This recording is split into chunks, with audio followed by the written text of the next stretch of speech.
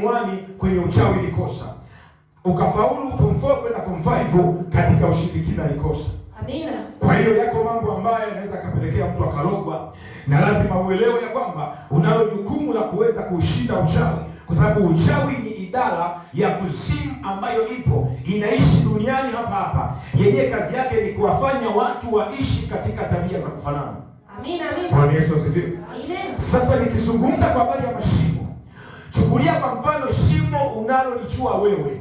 Kuna shimo mahali ambalo shimo hilo halionekani kwa macho. Kwa hiyo ni shimo kubwa ambalo lipo katika ulimwengu wa roho. Lakini pia kuna magereza ambayo yapo katika ulimwengu wa roho. Kwa hiyo Biblia inapozungumza kwa habari ya shimo ni kwamba yako mashimo.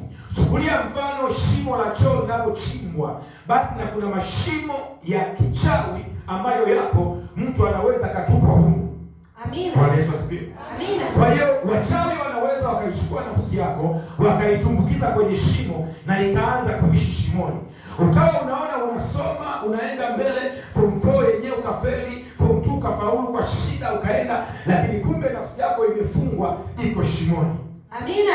Katika jina la Yesu nakwenda kuitoa nafsi iliyo shimoni leo. Napokea kwa jina la Yesu. Kwa mamlaka ya jina la Yesu unakwenda kukutoa huko. Napokea kwa jina Na la Yesu. unakwenda kuondoka kwa damu ya Yesu. Napokea kwa jina la Yesu. Tunakwenda kuachilia nguvu ya Bwana Napokea kwa jina la Yesu. itakayoondoa watu walio kwenye mashimo. Napokea kwa jina la Na Yesu. achilia upanga wa Bwana Napokea kwa jina la Yesu. ukatutoe kwenye hayo mashimo Napokea kwa jina la Yesu. katika jina la Yesu. Amina. Kwa hiyo katika ulimwengu wa roho kuna mashimo ambayo yapo. Unaweza ukawa unaishi kwenye ndoa, lakini kumbe ndoa yako imezikwa kwenye shimo kwa muda mrefu. Amina. Bwana Yesu asifiwe. Amina. Sasa iko namna hii. Wachawi wanawafahamu nyinyi kwa majina vizuri. Wakiwafahamu kwa majina, wanafahamu kwa majina vizuri kwamba fulani anaitwa fulani. Kwa hiyo kitu ambacho kinafanyika, wanatengeneza majeneza kabisa unayojua wewe. Halafu yale majeneza ndani wanaweka migomba kwenye yale majeneza.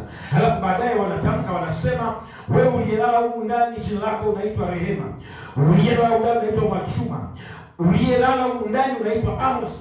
Kwa hiyo wanaweka ile migomba, wanainuizia majina yenu. Halafu baadaye wanaenda wanachimba mashimo, wanazika na wanatamka. Wanapozika wanasema ndoa yake ikafe kama yeye tunavyomzika leo, asifanikiwe kwenye maisha yake. Kwa hiyo wanazika na majeneza ndani yakiwa na migomba yenye majina yako. Maana yake nafsi yako inachukuliwa, inawekwa ndani ya jeneza. Baadaye ule uchawi unaanza kufanya kazi. Unamwona mtu anatembea lakini kuna homa inamtesa kwa muda mrefu. Unamwona mtu anatembea, unakuta mtu ana pressure, ameugua nayo kwa muda mrefu, lakini kumbe ndani yake kuna vitu vimefanyika vya kiganga na uchawi. Amina. Bwana Yesu asifiwe. Amen. Na mimi naachilia moto wa Bwana mahali ambapo jina lako limezikwa, likaondolewe katika jina la Yesu. Likaondolewe katika jina la Yesu. Kila magereza aliyokamata nafsi yako yakaondolewe leo katika jina la Yesu. Yakaondolewe leo katika jina la Yesu. Naachilia mshale wa Bwana, naachilia moto wa Bwana mahali ambapo walizika jina lako na kwenda kuleta ufufuo na uzima katika jina la Yesu. Mungu akupiganisha. Amina. Kwa hiyo ziko taratibu za washirikina ambazo wanakuwa wanatenda. Amen. Sasa wachawi wanaweza wakamwangalia mtu wakachua huyu mtu ana vitu amewekewa na Mungu. Kwa mfano, kuna kitu kinaitwa nyota. Nyota maana yake ni nyota ni bahati ambayo Mungu ameweka ndani ya mtu, ambapo haihitaji awe amesoma, anafanikiwa kupitia hiyo nyota. Kwa mfano, kuna watu wana nyota kufanya biashara. Ukimpeleka kwenye mazingira magumu, yeye atafanya biashara na atauza. Maana yake ana nyota kwenye eneo la biashara. Amina. Kuna watu wana nyota ya ndoa. Yeye anaweza akaachwa na huyu mwanaume akaolewa na mwingine, na huyo ndoa ikavunjika na akaolewa tena. Maana yake ana nyota katika lango la biashara na ana nyota kwenye lango la mahusiano pia. Amen. Kwa hiyo nyota ni Mungu anaziweka ndani ya mtu ili huyo mtu aweze kuishi hata kama asiposoma, bali nyota inamsaidia anafanikiwa. Amina. Kwa hiyo lazima uelewe mambo haya yanayokueleza. Amina. Lakini pia kuna mwingine yeye ana nyota ya ndoa. Hajaenda shule kusoma, lakini kupitia ndoa amefungua biashara na amekuwa tajiri. Amina. Kuna wengine wana nyota ya maneno. Akiongea na watu anapata pesa. Yaani akipiga tu simu, jamani naombeni 200,000 inakuja. Nini? Ana nyota katika maneno yake. Wachawi wakiyatazama yale maneno wanagundua ya kwamba nyota ya huyu mtu ipo katika kuongea. Ndio maana unakuta wanasiasa wanaenda kwa waganga kila mwaka, ni kwamba mganga anaangalia nani ana nyota ya maneno mazuri. Nyota inachukuliwa, baada ya pale hauongei tena, na ukiongea vitu havikubaliki. Kumbe kuna mtu amezijua siri za rohoni, akaiba nyota iliyo ndani yao. Amina. Kuna watu wana nyota kwenye matumbo yao. Yeye ana nyota ya kuzaa watoto viongozi wa serikali. Unakuta kwenye tumbo lake anazaliwa mtoto anakuja kuwa waziri mkuu. Anazaliwa mtoto anakuja kuwa mbunge, anakuja kuwa diwani, anakuja kuwa mwenyekiti wa kijiji, anakuja kuwa, yaani yeye tumbo lake linazaa viongozi. Sasa wachawi wanaweza wakalichungulia tumbo katika ulimwengu wa roho, wakabeba vilivyomo ndani, ukaanza kuzaa watoto wasiopenda shule, ukaanza kuzaa watoto wanaougua magonjwa. Ni kwamba nyota ya tumbo lako imeibiwa. Kamata tumbo lako namna hii, sema katika jina la Yesu, na achilia mshale wa Bwana. Chochote ambacho kimeibiwa kwenye tumbo langu, narejesha kwa damu ya Yesu, narejesha kwa damu ya Yesu. Ile nyota iliyowekwa kwenye tumbo langu, nairejesha katika jina la Yesu, nairejesha kwa damu ya Yesu. Amen. Kwa hiyo nyota ziko mbalimbali, lakini kuna watu wamewekewa nyota za kutembea. Akifanya biashara ya kutembea anaingiza hela, akikaa mahali afungue duka auze hela zingi, ila akitembea anapata hela. Maana ni kwamba nyota yake ipo katika kutembea. Kwa hiyo vitu hivi lazima uvielewe sana. Sasa wachawi wanaweza wakachukua nafsi yako wewe wakaitia kwenye shimo, na haya mashimo ya kiroho ni mashimo ambayo hayaonekani kwa macho haya. Unaweza ukaingia chumbani kwa babu au bibi au shangazi, kumbe ndani kuna shimo. Wewe ukipita unaona unapita juu ya sakafu, unapita juu ya ardhi, lakini kumbe yeye anajua anaingilia mlango gani. Yeye akiangalia analiona shimo, na ndugu zako wengi waliokufa wapo mle. Amina. Ndio maana kuna muda ukilala ndani unasikia kuna sauti mbalimbali kama umeitwa. Amen. Ni kwamba umeitwa kweli, na eneo hilo kuna watu wapo ndani. Amina. Bwana Yesu asifiwe. Amina. Lakini kitabu cha Isaya 38:17 maandiko yanasema, tazama, kwa ajili ya amani yangu nilikuwa na uchungu mwingi, lakini kwa kunipenda umeniponya nafsi yangu na shimo la uharibifu, kwa maana umezitupa dhambi zangu zote nyuma ya mgongo wako. Bwana Yesu asifiwe. Amina. Isaya anasema kuna shimo la uharibifu. Shimo la uharibifu ni shimo ambalo ukitumbukizwa mle ndoa inaharibika, ukitumbukiza mle mahusiano yanaharibika. Umefanya biashara, wachawi wana mashimo, na kila mchawi ana shimo lake ambalo amelitengeneza. Amina. Na mashimo haya wanaelekezwa namna ya kuyatengeneza. Amina. Wakati mimi nakufundisha kwa habari ya kutegua hayo mashimo, wenyewe wanatengeneza. Kwa hiyo wanapotengeneza wewe unategua, wanapotengeneza wewe unafukia. Kwa damu ya Yesu kila mashimo yakafukiwe mbele yako. Kwa hiyo Biblia inathibitisha kwamba yako mashimo ya uharibifu na haya mashimo. Kwa hiyo dalili za kwamba unaishi huko ndani ya shimo utaona. Kuna watu wana shimo la umaskini, ametumbukiza, hata afanye kazi vipi hawezi kufanya, hawezi kuendelea. Unajenga nyumba inaishia kwenye msingi. Kila ukipata hela bibi anaumwa, kila ukipata hela mtoto anavunjika mguu, kila ukipata hela madeni yanakuwa ni mengi. Maana yake nini? Pesa yako imekamatwa kichawi, imeelekezwa iende kwenye shida, sio kwenye maendeleo. Amina. Ndio maana nilikuwa nikiwaambia watu toeni mafungu ya 10, kwa sababu fungu la 10 linazuia pesa isitumike kishirikina. Amina. Wachawi wana maarifa mengi sana. Wachawi wana akili, anajua akikuloga ataonekana. Kwa hiyo anamwambia mganga au anaelekeza yale mashetani yawapige ndugu zako, na wewe kwa sababu una moyo mzuri wa kusaidia, kwa hiyo utakuwa tu unasaidia. Unapigiwa simu, shangazi yako ametumbukia kwenye kisima, kwa hiyo amevunjika mkono, kwa hiyo tunaomba 100,000, unatuma 100,000. Amina. Kwa sababu hauna maarifa ya rohoni, kwa hiyo hela zinapokutika. Amen. Bwana, mama yako mdogo anatakiwa kwenda kufanya operation, kwa hiyo kule wanahitaji shilingi 80,000. Tunaona wewe ukitusaidia, na wewe umefundishwa ya kwamba kusaidia ni jambo jema. Kwa hiyo umefundishwa inabidi umsaidie kila mtu. na umeyashika mafundisho hayo kimakosa sana. Amen. Kwa hiyo baadaye unaenda unatoa 80,000. Unakaa kidogo, unaambiwa bibi yako anayekaa Mpanda, bibi yako huyo amepima, amekutwa na pressure imepanda, sukari iko juu, madaktari wanataka 40,000, unatoa. Kumbe usijue uchumi wako umeelekezwa kwenye shida. Bwana Yesu asifiwe. Amina. Mungu anakwenda kukuokoa katika jina la Yesu.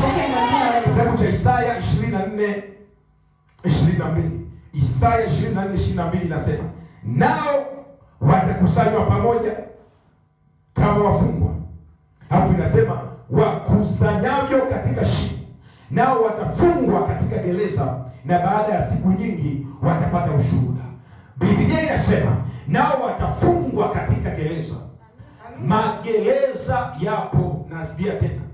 Magereza yanaweza yakawa shambani kwa mtu, yanaweza yakawa kwenye miti mikubwa, yanaweza yakawa kwenye mashule haya ya sekondari, mashule ya msingi. Unakuta kuna mahali magereza.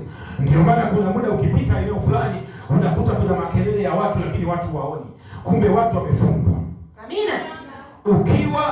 Kuna watu waliwahi kuota ndoto, nitoe mfano kidogo. Kuna watu waliwahi kuota ndoto, umekandamizwa na kitu kizito. Halafu kwenye ndoto ukiita sauti haitoki. Yaani ukiita mama sauti haitoki. Sasa ndivyo magereza jinsi yalivyo. Ukiwa kule haufanyi chochote. Hata uwe bausa una nguvu kiasi gani, ukiwa kule hakuna kinachoendelea, kwa sababu kule umefungwa, uko chini ya mamlaka ya falme za kishetani. Amina, amina. Amen. Kwa hiyo yake magereza ambayo yanawafunga watu. Amina. Lakini maandiko yanasema pia, Isaya 42:7, maandiko yanasema kuwafumbua macho vipofu, kuwatoa wafungwa gerezani, na wale walioketi gizani katika nyumba ya kifungo. Angalia sana, maandiko yanasema kuwafumbua macho, kuwatoa wafungwa gerezani. Kumbe kuna zoezi la kuwatoa wafungwa gerezani, kuna zoezi la kuitoa ndoa gerezani, kuna zoezi la kutoa uchumi gerezani. Sasa kuyaendea magereza kunahitaji damu ya Yesu, kunahitaji nguvu za Jehova kuyaendea magereza. Na mimi naamuru kwa mkono wa Bwana, hakuna gereza ambayo itakufunga kwenye maisha yako. Kila gereza ambayo limekamata wazazi wako likawaachie leo. Kila gereza ambayo limekamata watoto wako likakuachie leo. Na kama mshale wa Bwana kwenye kila gereza uliokamata uzao wako, likapasuke kwa damu ya Yesu. Likapasuke kwa damu ya Yesu. Isaya 14:15 anasema, lakini utashushwa mpaka kuzimu, mpaka pande za ndani ya shimo. Bwana Yesu asifiwe. Huyo ni Isaya ameandika. Isaya anasema, lakini utashushwa mpaka kuzimu. Alafu ameweka mkato. Alafu anasema mpaka pande za ndani ya shimo. Sasa maandiko yanaposema ya kwamba utashushwa mpaka kuzimu, maana yake ni kwamba kuzimu haipo mbinguni, kuzimu iko chini. Amina. Bwana Yesu asifiwe. Amen. Ndio maana mchawi anaweza akafika hapa akaruka tuta akashuka chini kuzimu. Mchawi anaweza kaiangalia ardhi ikapasuka vipande vitatu ikagawanyika, akashuka kuzimu, akafika mpaka makao makuu ya shetani, halafu akashtaki kesi. Amina. Akasema leo naleta kesi ya Mwajuma, ameanza kusali, ameondoka msikitini, ameanza kwenda kanisani. Kwa hiyo kuzimu, naomba unisaidie arudi kule msikitini. Amina. Bwana Yesu asifiwe. Amina. Na kuzimu inaangalia kwenye familia yenu nani anasikika sana. Inaonekana mama mkubwa ndio ana sauti kubwa sana. Kuzimu inatuma pepo, inamwingia mama mkubwa tabu. Mama mkubwa anaanza, wewe umeasi dini, yaani wewe umeondoka tunakosali sisi, lakini kumbe ndani ni shetani mwenyewe. Amina. Lakini wewe uelewe. Amen. Kwa nini? Rudi msikitini, rudi kule kuliko tunasali. Yaani wewe unaangalia na huko watu wanaambiwa eti ukifa watakuzika wakina nani? Watu huko ni wajabu sana. Eti ukipata shida watakusaidia kina nani? Ukifa itakweli. Nikwambie siri moja. Mtu akikwambia hivyo, mwambie ya kwamba wanapokufa, mwambie ya kwamba ukifa mambo mawili yanatokea. Jambo la kwanza, aliyekufa katika dhambi anaenda kuzimu. Kwa hiyo malaika wa giza watamsaidia kumpeleka kuzimu. Amina. Na yule aliyekufa katika Kristo, malaika wanakuja, wanambeba, wanaenda naye mbinguni. Amen. Bwana Yesu asifiwe. Amina. Nakwambia hivi, nisikilize maneno nayokuambia haya. Ikitokea kuna mmoja wetu hapa amekufa, halafu ameenda mbinguni, nakwambia hivi, ukiambiwa rudi duniani utakataa. Amina. Hautakubali. Amen. Yaani sasa hivi hapa ukachukuliwa, kwa sababu unapochukuliwa Maana ni kwamba unapokuwa unaondoka, unaona watu wale wanalia kwa ajili ya mwili wako. Unaona watu wale yaani kabisa unaona hospitali ni ile wananipima pressure unaona, lakini wewe unaenda. Malaika wako na wewe wanakukumbatia, wanakupeleka mbinguni. Sasa ukifika mbinguni, mwimbaji mmoja amesema liko lango moja liko wazi. Hilo lango limetengenezwa kwa dhahabu. Mbinguni kuna dhahabu. Mbinguni kuna kicha enzi. Mbinguni kuna malaika wako kule. Mbinguni hakuna giza, hakuna mchana. Mbinguni kote ni nuru ya Mungu imefunika. Hakuna giza wala usiku. Mbinguni kuna nuru. Malaika ni wazuri. Mbinguni kunavutia. Ndio maana wengi walioenda hawatamani. Huku chini watu wanakufa, wanaoza. Na ukionyeshwa mwili wako ulivyokufa hautaamini. Amina. Kwa sababu kule unapewa miili mipya. Miili isiyoharibika. Na ndio maana Biblia inasema ya kwamba ukifika mbinguni utabadilishwa. Hautakuwa kama vile jinsi ambavyo upo. Amina. Kwa hiyo walioenda mbinguni hawatamani tena kurudi duniani. Amina. Kwa sababu kule ni kusudi. Amen. Kule hautembei unakanyaga, unatembea ukiwa unapaa. Yaani unaenda. Unawakuta wengi waliomwamini Mungu tangia. Lakini walio kusini wanatamani sana waje duniani. Bwana Yesu asifiwe. Amina. Palikuwa na watu wawili, tajiri na Lazaro. Hawa watu walikufa. Lazaro alienda mbinguni, paradiso. Akaketi kifuani pa Ibrahimu, akawa ameketi pale. Yule tajiri alikuwa kuzimu, akainua macho yake juu, akamwona Lazaro ameketi mbinguni, yuko na Ibrahimu baba yetu wa imani. Huyu tajiri akasema, ninaomba hata tone la maji ulimi wangu upate burudani. Wakamwambia haiwezekaniki. Huyu tajiri akasema, naomba niende duniani kawaambie watu ya kwamba kuzimu hakufai. Ibrahimu akasema, mbinguni kuna wachungaji, mbinguni kuna waalimu wa neno la Mungu. Kama wasipowasikiliza hao, hata mtu atoke huko hawezi, hata wewe mwenyewe ukitoka huko hawatakuamini baba. Amina. Maana yake ni kwamba kuzimu ipo. Kwa hiyo kuzimu ni shimo. Amina. Na kuzimu imegawanyika katika makundi haya mawili. Kuna kuzimu ile ambayo wachawi wanaenda kuchukua uchawi, wanarudi duniani. Yaani mchawi anaweza akafika kwenye mti mkubwa kama ule pale, akafika pale, akawanga, akazunguka mara ya kwanza, ya pili, akaingia kwenye mti, akapotea, ameenda kuzimu tayari. Amina. Kule akachukua uchawi, akaweka nguvu, akajaza nguvu, akaja duniani, akaanza kutesa watu. Amina. Na kuna kuzimu ambayo waliokufa katika dhambi wamewekwa. Kule ni sehemu ya mateso, wakisubiri kuingia jehanamu. Amina, amina. Bwana Yesu asifiwe. Amen. Ndivyo ilivyo hivyo. Amina. Kwa hiyo shetani ndiye anayetawala kuzimu. Na ukiwa umekaa hapa saa hizi unasali, kuzimu unaonekana. Yaani kuzimu saa hizi wana picha ya wote mliokaa hapa. Kwa hiyo wanajua fulani kaenda kwenye maombi, saa hizi wanaelewa. Sasa kuzimu inaanza kuangalia, kila mmoja inaangalia jaribu lake ni nini ili iweze kumkamata. Amina. Wanaanza kwako, wanaangalia, tukimwambia huyu mama kazini haiwezekani, kuzimu haikosei, maana inajua hautazini. Kwa hiyo inaangalia ambacho unapenda wewe. Amina. Ikiona unapenda sana hasira, basi inakuletea roho ya hasira, inaingia ndani. Amina. Siku unapata hasira, unampiga tundo kibao, anaenda chini, amekufa. Amina. Kuzimu anashangilia, tumemweza. Amina.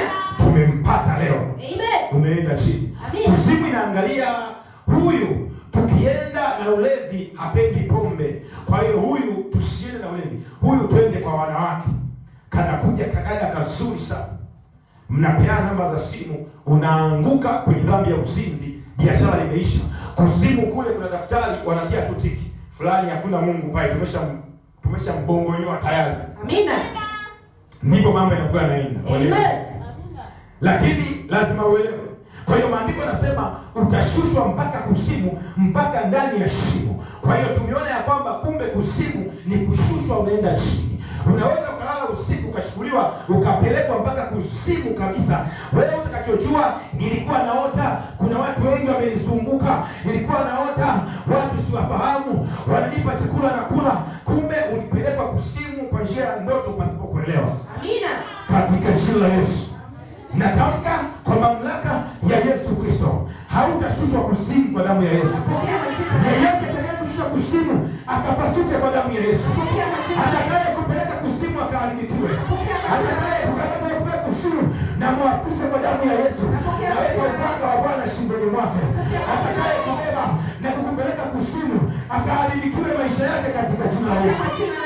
Leparoskete ila mante yakayabasuke. Ndio maana Yesu alipokufa msalabani alishuka, akashuka mpaka kuzimu. Kuzimu walikuwa wamekaa wanashangilia, wanasema tumemweza mfalme, tumemweza Bwana Yesu. Wakawa wanajua wameshinda vita. Kumbe Yesu alipokaa msalabani akauacha mwili, akatoka ndani ya mwili, akashuka kuzimu. Kuzimu wakiwa katika harakati za kufurahia na kupongeza, wakashangaa tetemeko linatokezea. Halafu anaingia Bwana Yesu akiwa na alama za misumari, akasema waachie hawa waliokufa, ndoa yako inakwenda kufunguliwa kwa damu ya Yesu. Yesu akasema waachie hawa waliokamatwa, nafunga kila vifo vya kichawi havitatokea kwenu kwa damu ya Yesu. Tetemeko likatokea kuzimu. Yesu akaondoka na watu waliokata tamaa wakamfuata Yesu, waliokufa na wachawi wakamfuata Yesu, wakaondoka na Yesu. Yesu akaondoka na kundi la watu kubwa, kuzimu ikabaki haina watu. Shetani akashangaa. Na mimi natamka ya kwamba ndoa yako itaokolewa katika jina la Yesu. Watoto wako wakafunguliwa leo, watoto wako wakafunguliwa leo. Kila nguvu za giza zilizoelekezwa kwa ajili ya watoto wako, na pasua hizo nguvu za giza kwa damu ya Yesu. Na pasua hizo nguvu za giza, na wale wakuu wa giza wanaoishi duniani, wanaoenda kuzimu, naweka roho ya mauti, watakapoenda kuzimu wakirudi, upanga wa Bwana ukawafyeke. Kama ya masika baada ya mante lebebesuka pataliza magante, na amuru upanga wa Bwana ukapite sasa. Sema katika jina la Yesu, na achilia upanga wa Bwana kwenye shimo la kuzimu. Mambo yote yaliyoandaliwa na idara ya kuzimu na yafyeka kwa damu ya Yesu. Na yule bibi na yule baba na yule mama anayeloga, anayewanga, napitisha upanga wa Bwana, napitisha upanga wa Bwana katika jina la Yesu. Naachilia upanga wa Bwana, naachilia upanga wa Bwana, naachilia upanga wa Bwana. Natuma moto kwenye shimo la kuzimu, natuma moto kwenye shimo la kuzimu kwa damu ya Yesu. Kuzimu ikaungue, kuzimu ikalipuke, kuzimu ikayeyuke kwa damu ya Yesu, kwa damu ya Yesu, kwa damu ya Yesu, kwa damu ya Yesu, kwa damu ya Yesu. Alamangi belishka alamadus zelishka alamadiamante. Kwa hiyo yako mambo ambayo shetani anaweza kayafanya, na lazima uyaendee kwa damu ya Yesu, na unakwenda kushinda. Amina. Zeli bagadia. Nataka wakashangae, wakakute mbona vitu haviko sawa. Waliozoea kukuonea nataka washangae, wakute mbona haijawezekanika tena. Amina. Zoli magadoshke ila mange delishka ala bazika torika pata ale maande lebosika. Nabii Isaya anasema kitabu cha 42:22, lakini watu hawa ni watu walioibiwa na kutekwa. Kumbe watu wanaweza wakatekwa. Halafu baadaye anasema wamenaswa katika mashimo. Kazi ya mashimo ni kunasa. Mashimo yanawanasa watu. Halafu anasema wamefichwa katika magereza. Kumbe magereza yanaficha watu. Halafu anasema wamekuwa mawindo. Maana yake watu hawa wanangojea kuuawa, wanasubiri kupigwa na ibilisi. Lakini Biblia inasema hapana aokoaye, wamekuwa mateka, wala hapana asemaye rudisha. Kumbe Biblia inahitaji apatikane wa kusema rudisha. Lepalagadoske ilamange. Naomba simama, tunakwenda kurudisha, tunakwenda kurudisha. La palagadoske ilamagati ya maante zele megedushka alabadasa hora masakatali masika hori masika pata mata. Isaya nasema hapajatokea mtu kusema rudisha. Tunaanza kurudisha, tunaanza kurudisha. Lepa sekretari ya mante. Sema katika jina la Yesu, narudisha vilivyoibiwa kwenye ndoa yangu, kwenye mwili wangu, kwenye uchumi wangu, kwenye tumbo langu, kwenye afya yangu. Vilivyoibiwa vikarudishwe, vikarudishwe. Yale mashimo na yale magereza yaliyoficha afya yangu, narudisha kwa damu ya Yesu, narudisha kwa damu ya Yesu. Ndoa yangu narudisha, afya yangu narudisha, narudisha, narudisha. Vilivyoibiwa narudisha. Mume wangu narudisha, mke wangu narudisha, afya yangu narudisha, hela zangu narudisha, tumbo langu narudisha katika katika jina la Yesu. Narudisha, narudisha. Anza kurudisha, anza kuomba, anza kuomba, anza kuomba. Lepa soketeli masaka tali masaka lepale. Ora keteli ya maante. Zelegelisha kala maria. Narudisha, narudisha. Vilivyoibiwa narudisha. Vilivyoibiwa narudisha. Lapa seketeli masaka pali ya maante. Lekete Yesu kapata la maseka. Ora maseketeli shikala maria maante. Narudisha, narudisha, narudisha. Vilivyoibiwa narudisha. Vilivyoibiwa narudisha. Vilivyoibiwa narudisha. Kwa damu ya Yesu narudisha. Kwa damu ya Yesu narudisha. Rudisha afya yao. Rudisha afya za watu hawa. Rudisha uchumi wa watu hawa. Rudisha ndoa za watu hawa. Rudisha kazi za watu hawa. Kwa damu ya Yesu. Naagiza moto wa Bwana. Naagiza moto wa Bwana. Naagiza moto wa Bwana. La pasakata la masekoto tekima anta. Weka ya masike berika la masika. Narudisha, narudisha, narudisha. Ela baseke. Narudisha kwa damu ya Yesu. Rudisha kwa damu ya Yesu. Rudisha kwa damu ya Yesu. Rudisha kwa damu ya Yesu. Vilivyoibiwa vikarudi. Vilivyoibiwa vikarudi. La baseketeni masaka. Ora baseketeni ya maante. Ora baseketeni shika. Nakatala maseketeni ya maanto. Zori kama ati ya maaza katoli masaka. Ora baseketeni maaza wechika maanteria. Rudisha, rudisha, rudisha. Vilivyoibiwa vikarudishwe. Vilivyoibiwa vikarudishwe. Vilivyoibiwa vikarudishwe. Kwa damu ya Yesu vikarudishwe. La baseketeni maanto. Wewe sekretari ya magadia. La baseketarisha. Ora baseketarisha la magadia. La baseketarisha maando ya sika. Nikapazo ketoni ya mante. Vilivyoibiwa vikarudishwe leo. Vikarudishwe leo. Ora baseke. Narudisha afya yako. Narudisha ndoa yako. Narudisha watoto wako. Narudisha kazi yako. Narudisha uchungu wako. Pokea kwa damu ya Yesu. La baseketarisha maanda. Bebe sika pali ya maso. Ora basaka. Pokea, pokea, pokea. Rudisha, rudisha, rudisha, rudisha, rudisha. Zelebegedoshke imanda galishka. La pasoketeri ya mante. Zelebegedushka la masoka. Ora baseketarisha la masoka.